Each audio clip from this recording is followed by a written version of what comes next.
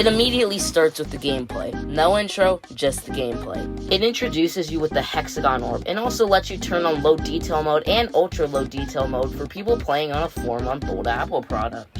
Right here is an invisible red orb jump. Normally I have a problem with invisible objects, but I think it's fine as your only option is to jump, and if it throws you off, you have time to react with these mini platforms.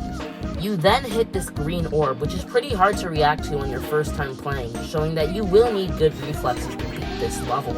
More orbs and jumps are thrown at you to ease you into the difficulty. One of the reasons I think this is the best level is its difficulty curve. If you don't know what that is, it's how difficulty progressively gets harder or easier throughout the level. The spire part is when the difficulty starts to slowly metamorphosize into a medium demon. Tighter timings, and it also uses the pads a lot more than the beginning. A little quick tutorial on how to make a good Geometry Dash level: make the gameplay a mix of ground and the air. Unless you're these game modes. B's spire part is a great example of this level design philosophy. Sometimes you're going through tight gaps, other times you're timing orbs. Always having gameplay that's just the ground or air can get boring or repetitive, so having a mix spices up the gameplay, and most of B is great at this. However, that was just the exposition. Now it's time for the conflict, which is this B. Before I talk about B's boss fight, I would like to talk about my problem with most GD bosses. They're way too hard to react to, and there's way too much going on. They may look good on YouTube, but playing them feels annoying. B's boss fight is amazing. When they try to sting, they turn around and strike, but slowly so you know it's coming. There's also arrows, which are very helpful. This is a great attack. It's simple and understandable, but that by itself would be bland, so the environment also plays a part in the boss. You have to avoid the attacks, but make sure you don't run into the bees or fly into a dead end. There's also slopes, which are fun to use and complement the gameplay well. Oh, and there's also this thing you can bonk on with the ship. The UFO is hated by many, and can you really blame them? Typically, most UFO gameplay is either brain dead or jank. But I always thought the UFO had potential. B reaches that potential. What I like about the UFO is how uncontrolled the movement feels, meaning you have to work around the flaws to pass through a section. Take this part. A swarm of bees is thrown at you, and the boss bee tries to sting you. You have to rapidly fly up to dodge, but if you click too much or click at the wrong time, you'll fly into this dead end. Having to work with the flaws of the UFO's movement like this makes it more of a fun challenge than an annoyance, yet it doesn't feel janky. Finally, you sorta spam to the top, but again, if you click too much, you can die. Before we talk about the robot, let's talk about the first coin. On your first time playing the level, you will probably go on this slope and fly into the top half. This coin offers a challenge for those replaying and a good one. It's tight, it uses bees as an obstacle, and smoothly transitions you back onto the main course with this slope.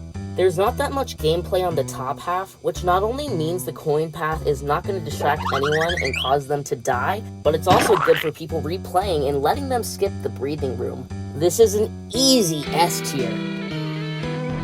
The robot part's pretty good. It uses the robot's controlled jump height gimmick well, and the way it transitions into the climax is great.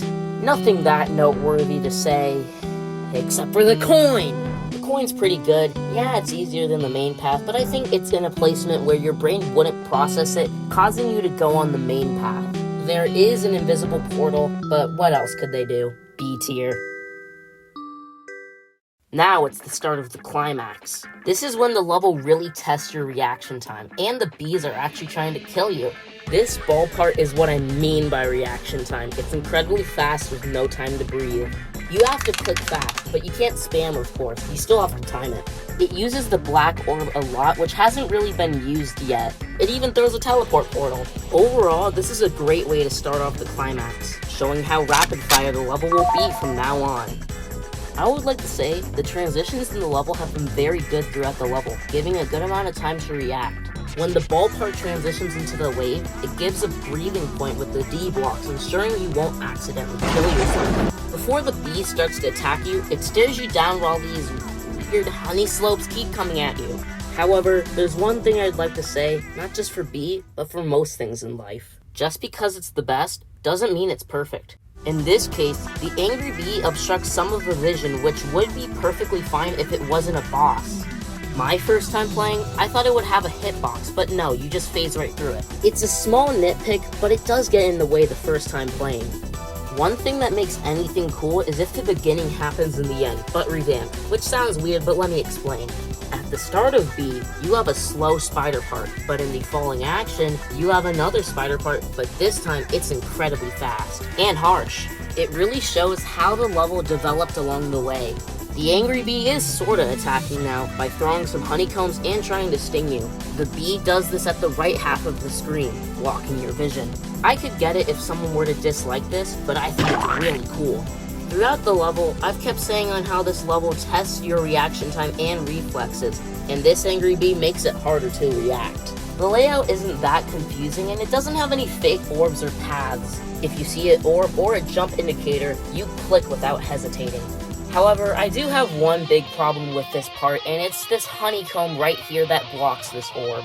I know I've said this level tests your reflexes, but come on, this is just unfair. After all this, you understand now, don't you? The only thing all bees are equal in is death. No crazy final attack from us. The bee is just suddenly bee-feeded and dies saying a bee joke. Considering this level is kinda silly, it makes sense and it isn't anticlimactic, but rather funny-ish. What I like about this final part is how it's a refresher from the chaos that's been happening in the hive, but it isn't free. You still have to time these orbs, and if you don't, you can easily die.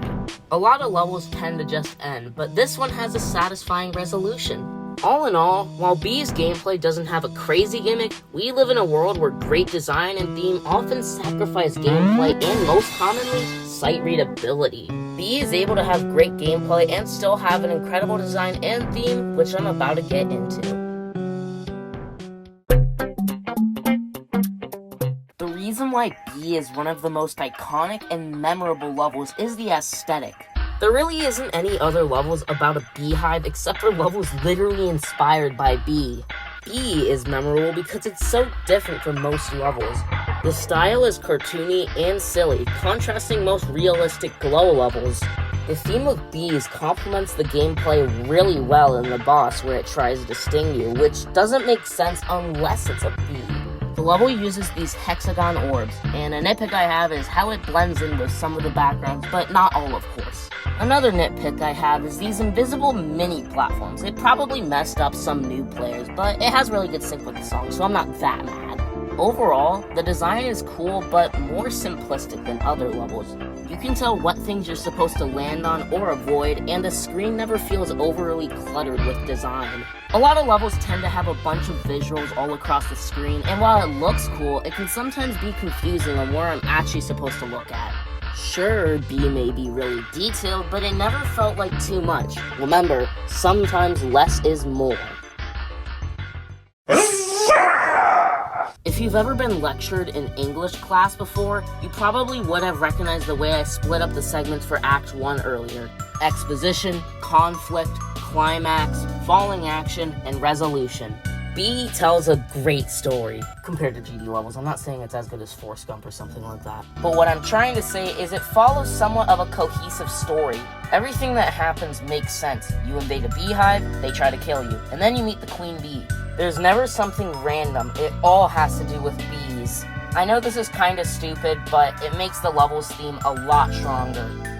Here's some rapid fire pros about the level. There's no dual portal.